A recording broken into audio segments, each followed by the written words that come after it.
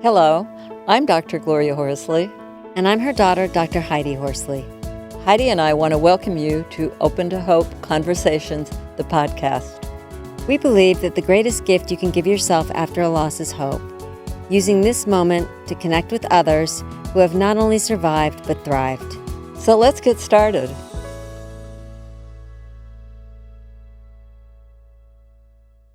Welcome to the Open to Hope show. I'm your host, Dr. Gloria Horsley, with my daughter and co-host, Dr. Heidi Horsley. Well, Heidi, we're going to be talking about a tough subject, and that's recovery from mass violence and terrorism. And we've got a guest who has not only helped people, but has had the same experience himself. So would you like to introduce him, Heidi? Sure, Mom. Our guest today is Michael Morisette. And like you said, we're going to be talking about mental health for survivors. Michael is the father of Kristina Kaylee Morisette, who died in the Borderline Bar and Grill shooting in Thousand Oaks, California. She was only 20 years old.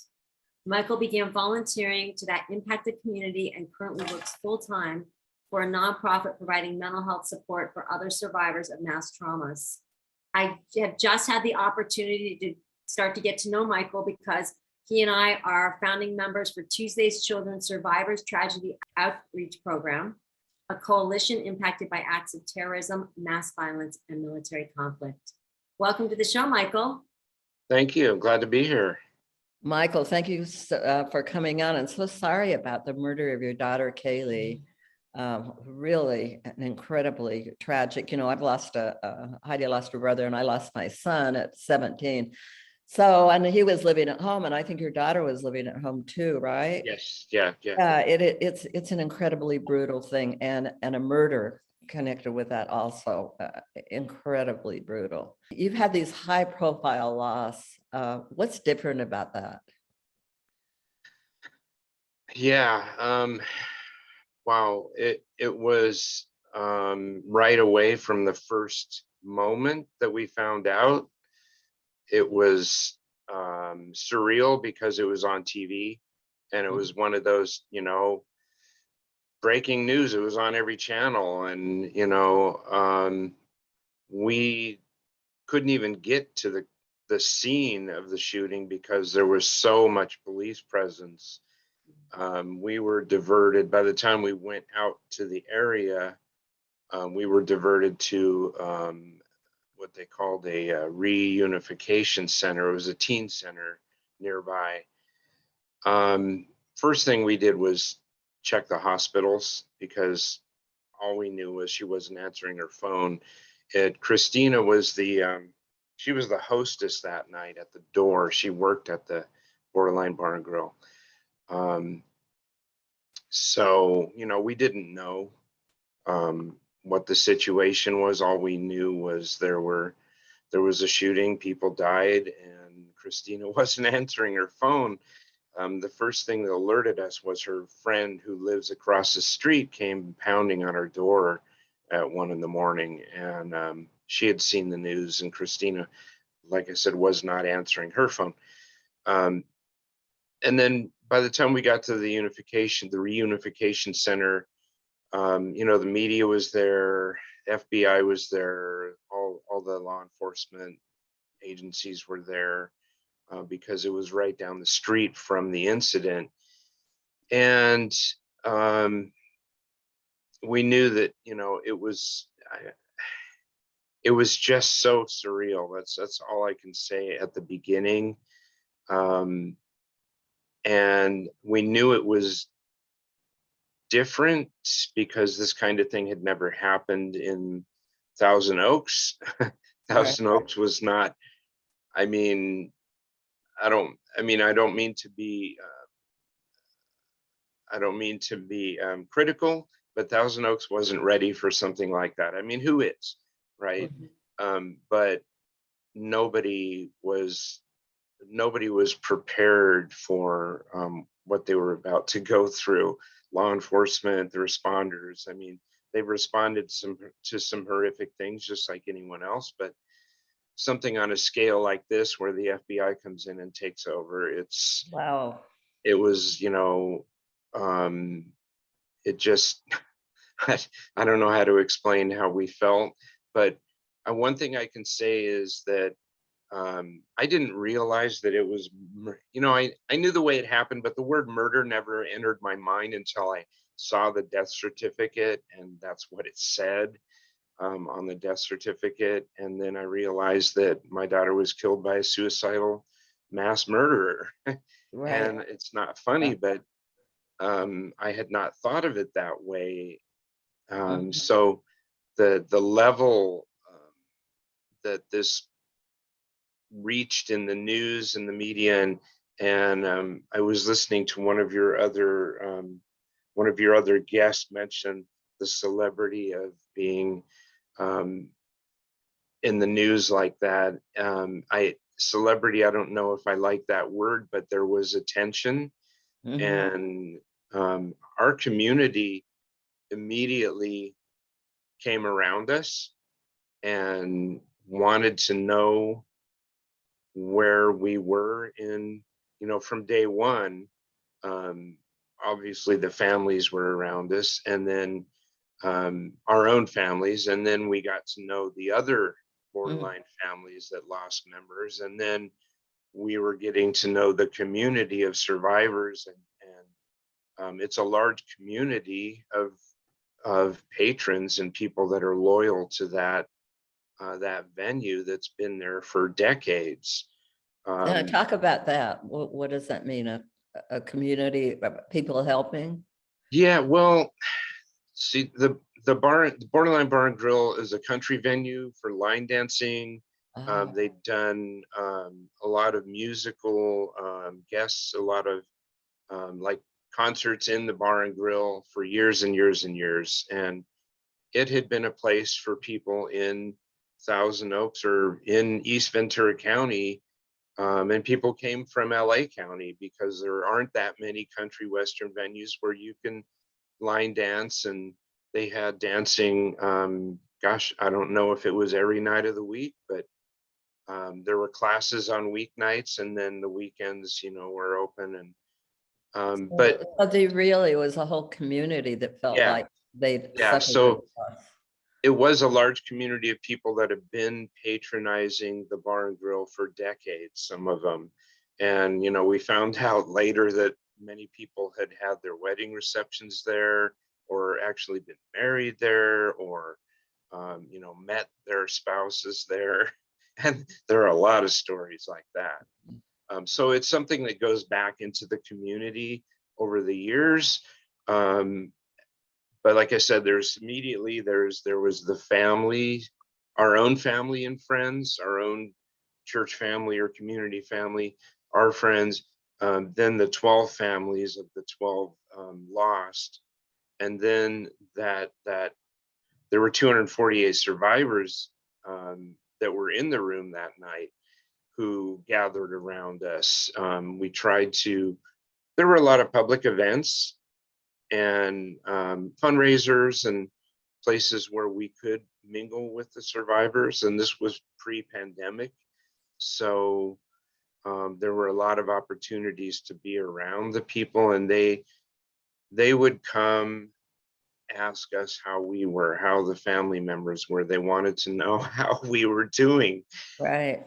And I realized that was a way they could gauge maybe an expectation of how they were going to do. If they could see we were doing well, maybe they felt better about doing well themselves, or they would be hesitant about doing well if we weren't doing so well. So I'm not sure, everybody, I'm sure, had a different take on it. Did you feel like has it put responsibility on you? At first it was just what was happening. It wasn't, at first there wasn't a lot of thinking and mental decisions being made. It was just, we had our victim advocates, we had a sheriff advocate because it was high profile, and they would take us to places. Now you need to come here, you need to go fill out paperwork, you need to come here, and there's a informational forum, and we need to go meet people and talk to them. And that's the informational forum in Thousand Oaks is when I met Lonnie and Sandy Phillips, who kind of opened my eyes to the fact that this has happened before. When you're when you're just working and you're hearing things like this in the news and none of them are local and you don't know anybody who's ever been affected, everything just seems like another news story somewhere far away, affecting people you don't know. And then all of a sudden it lands in your backyard or in your house even, and all of a sudden it becomes very real. And then to meet somebody from another incident who came to just comfort us was, at first it was unbelievable. I couldn't understand why they would do it. And then later I found out that that's just what they do. They go around to incidents. One of the things that we know from the research in grief, loss, and recovery is that peer support is really one of the most important things. Information and peer support. Yeah. You know, I guess maybe it's kind of the, if you made it, I can. I remember feeling like from the first day, I felt like I was just holding my breath all the time. Yeah, yeah, that's traumatic. What did you find was helpful to you? The most helpful in those early days for people who are suffering trauma? Well, I know that this is different for everybody. Even my wife and I, we're grieving the loss of the same child from the same household, and we're grieving differently. She doesn't receive encouragement the way I do in certain things. At first, I was encouraged by people coming to us because I started to feel right away when they were trying to comfort me, they would share whatever they would share what was in common. So usually people would share what their worst experience was. And that's when you would start hearing stories from people that you'd known, but you didn't know that they had, suffered a loss previously because they didn't talk about it. But they were willing to share it with you.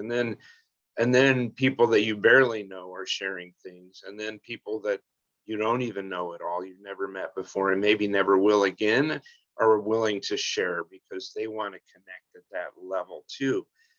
It's about empathizing. And so I felt like they were coming to me to console me, but then sometimes I would wind up consoling them. Right away, there was this some kind of mutual dynamic, this back and forth thing going on.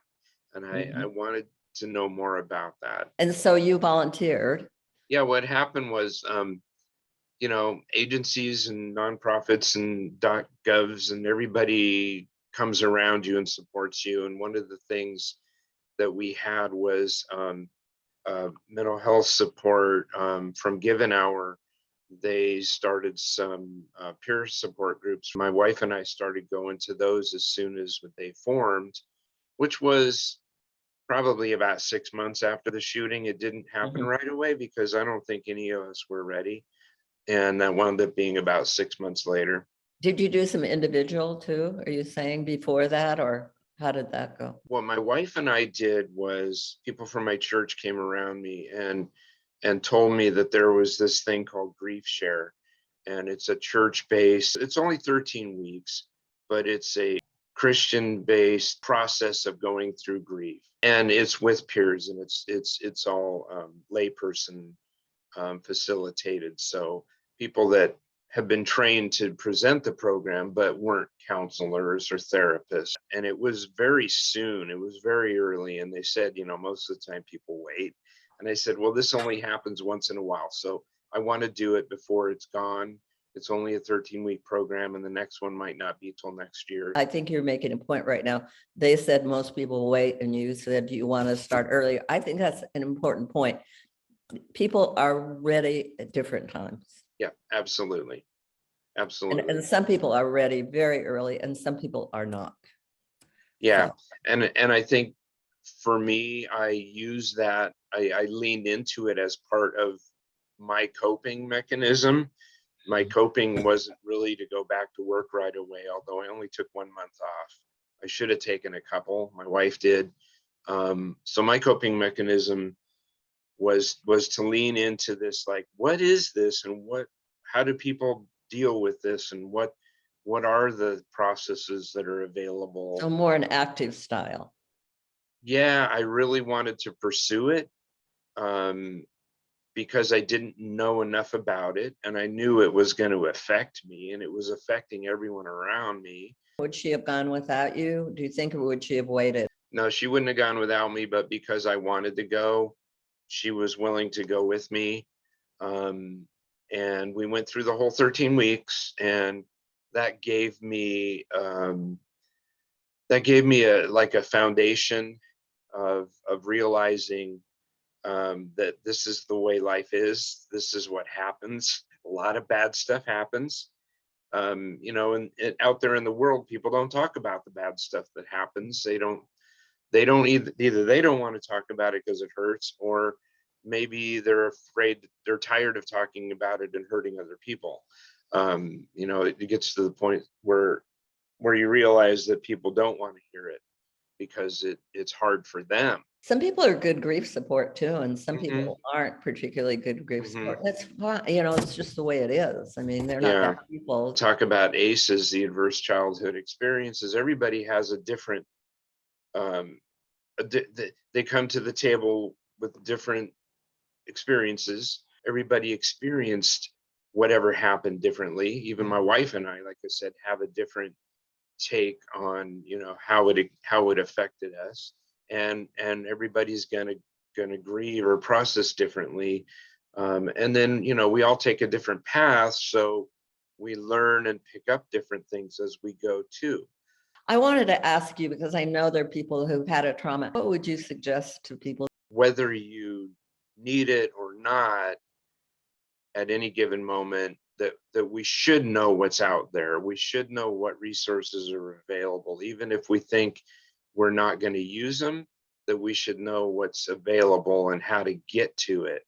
And it would be best to investigate.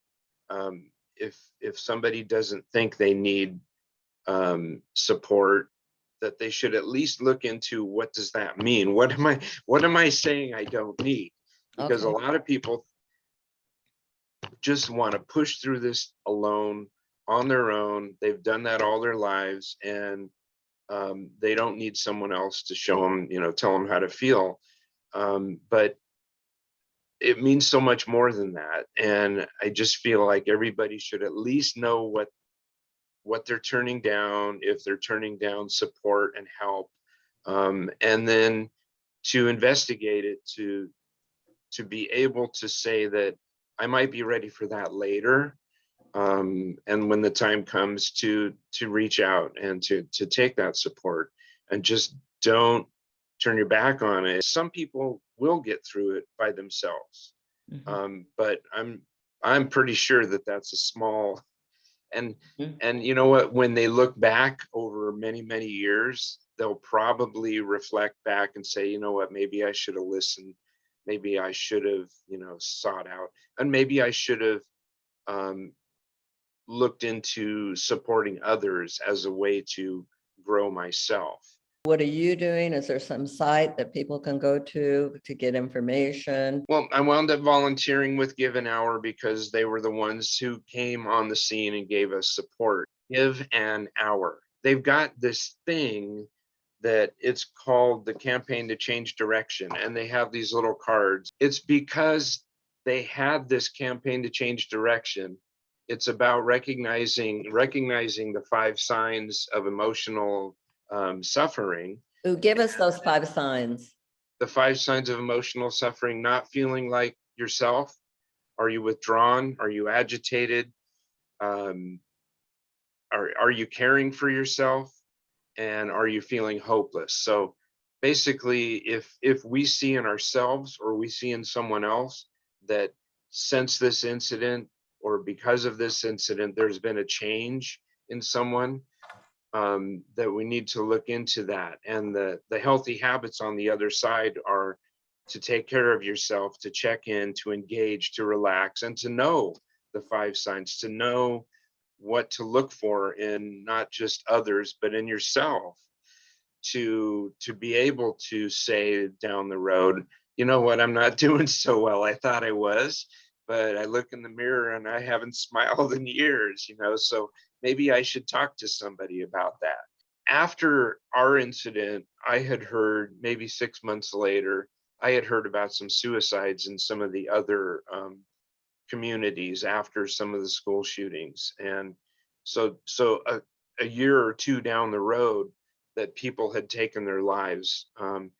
And so that made me realize that this isn't something that just goes away after it happens and you can just, kind of time heals all wounds. It's not true. Right. And so when I heard about this campaign to change direction, I asked if I could go hand these out at country music festivals and if I could just be out there to talk to people. So they let me run some booths at some country music festivals, and I wound up getting involved in some other youth mental health events in the community. And then when there came time after the fires, there was some funding to do some support for the fire victims in our area. So they hired me part-time to do outreach for that. I received an offer to work full-time with the Route 91 survivors in Southern California. It turns out there are 14,000 people in Southern California that were at the Route 91 shooting. And that just didn't go away. They've got some things to talk about. Give an Hour is a national nonprofit. You can find it on the web at giveanhour.org. And I'm in California, so we work locally with communities that are impacted by adverse events. Michael, you're great. It's so great to interview you and have you talk about what you're doing. It's really inspiring to do this. And I know in Kaylee's memory, and it breaks my heart while you're doing it, but thank you so much for everything you've done. And I really appreciate it. And I know you're helping a lot of people, and good luck to you on your own journey too. Thank you. Yeah, I wish we had more time to talk, but I'll talk to you again. Yes, absolutely. Thanks for the opportunity. Thank you. And I want to thank everybody for joining us on this show today. And always, Heidi and I want to remind you that if you've lost hope, please lean on ours until you find your own, and God bless. I'm Dr. Heidi Horsley. You have been listening to Open to Hope, the podcast. You can follow Open to Hope on Facebook, Instagram, and Twitter. To learn more, visit us at opentohope.com and go to Apple Podcasts to subscribe. I'm Dr. Gloria Horsley. Join us again next week for another Open to Hope conversation, where we invite you to lean on our hope until you find your own.